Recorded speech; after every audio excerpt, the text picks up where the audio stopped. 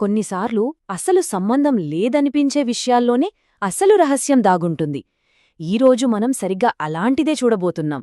కొన్ని స్టడీ నోట్స్లోంచి ఒక గొప్ప నైపుణ్యం వెనక్కున్న సూత్రాన్ని బయటకు తీద్దాం. ఒక్కసారి ఆలోచించండి. ఇండియాలోని ఋతుపవనాలకు, బైబిల్లో చెప్పిన ఉపమానాలకు, సంగీతంలోని జీ మేజర్ కీకి అసలు ఏమైనా సంబంధం ఉంటుందా? వినడానికే చాలా విచిత్రంగా ఉంది కదా, కానీ ఉంది. ఆ చిక్కుముడినే మనమీరోజు విప్పబోతున్నాం. ఇప్పుడు ఇది చూడండి. ఒకవైపు సంగీతం, మరోవైపు జాగ్రఫీ, ఇంకో పక్క ఎకనామిక్స్. అన్నీ వేర్వేరు సబ్జెక్టులు. వీటన్నింటికీ ఉన్న ఒకే ఒక్క కామన్ పాయింట్ ఏంటో తెలుసా? ఇవన్నీ ఒకే స్టడీ ప్లాన్లో 20వ రోజు చెక్లిస్ట్కు చెందినవి. సో ఇక్కడ అసలు పాయింట్ ఏమి చదువుతున్నారన్నది కాదు, ఎలా ఆ నైపుణ్యాన్ని సంపాదిస్తున్నారనేది. సరే, ఈ లిస్ట్లో చాలా ఉన్నాయి కదా, మనం ఇప్పుడు అందులో ఒకదానిపై ఫోకస్ చేద్దాం. అదేంటంటే సంగీతం. కీబోర్డ్ మీద పాటల మధ్యలో గ్యాప్ రాకుండా స్మూత్గా ఒక పాట నుంచి ఇంకో పాటలోకి ఎలా వెళ్ళాలి, ఆ స్కిల్ గురించే ఇప్పుడు చూద్దాం. ఇక్కడస్సలు సమస్య ఏంటంటే లైవ్ పర్ఫార్మెన్సుల్లో, ముఖ్యంగా ఆరాధనా సంగీతంలో పాటల మధ్యలో సైలెన్స్ వస్తే ఆ ఫ్లో మొత్తం దెబ్బతింటుంది. అందుకే ఆ సంగీత ప్రవాహం అస్సలు ఆగకూడదనమాట. ఈ టెక్నిక్ వెనుక ఉన్న అసలు ఉద్దేశ్యం చాలా లోతైనది. సంగీతం ద్వారా వినేవాళ్ల మూడ్ని ఒక స్థాయి నుంచి ఇంకో స్థాయికి తీసుకెళ్లడం.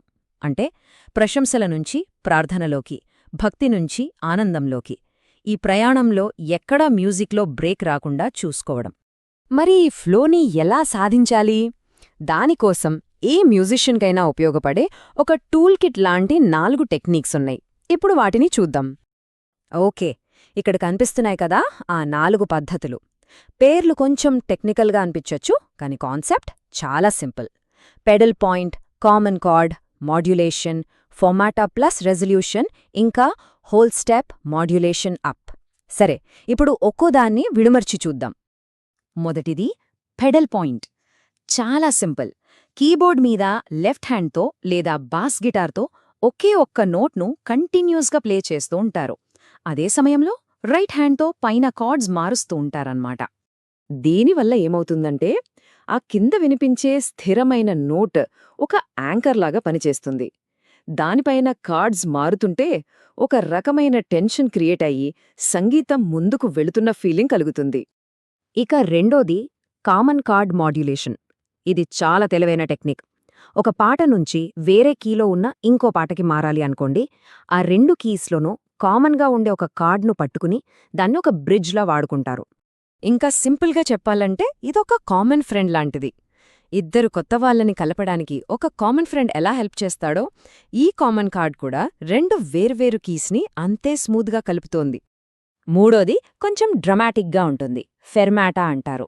ఇందులో ఏం చేస్తారంటే ఒక కార్డ్ను అలా కాసేపు హోల్డ్ చేసి పట్టుకుని టక్కున ఆపి ఒక క్షణం సైలెన్స్ ఇచ్చి ఆ తర్వాత కొత్త పాట స్టార్ట్ చేస్తారు.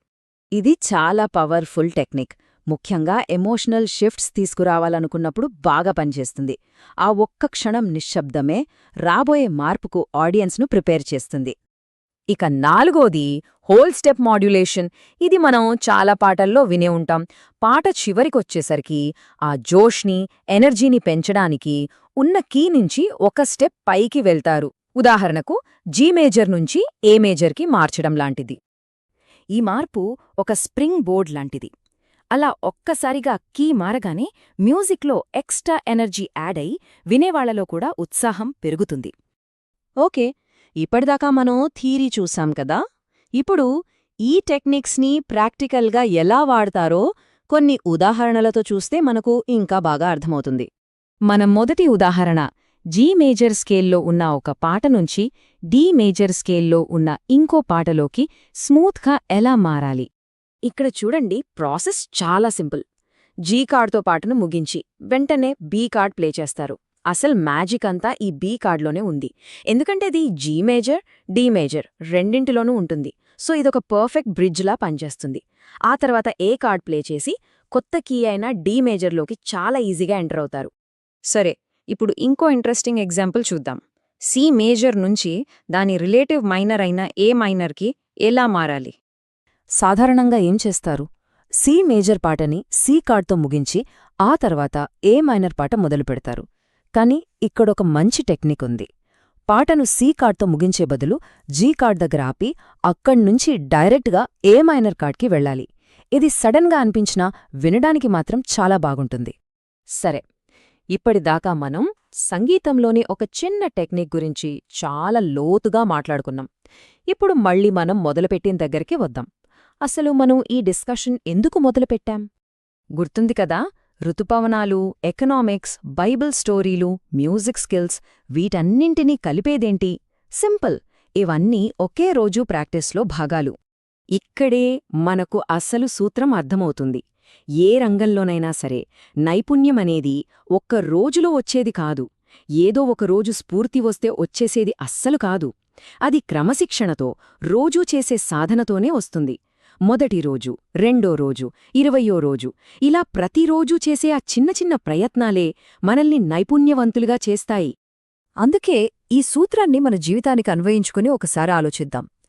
ఎంత కష్టమైన నైపుణ్యాన్నైనా సరే ఇలా చిన్న చిన్న భాగాలుగా విడగొట్టుకుని ప్రతిరోజూ కొంచెం కొంచెం సాధన చేస్తే మనం దాన్ని సాధించలేమా? ఖచ్చితంగా సాధించగలం. ఒక్కసారి ఆలోచించండి.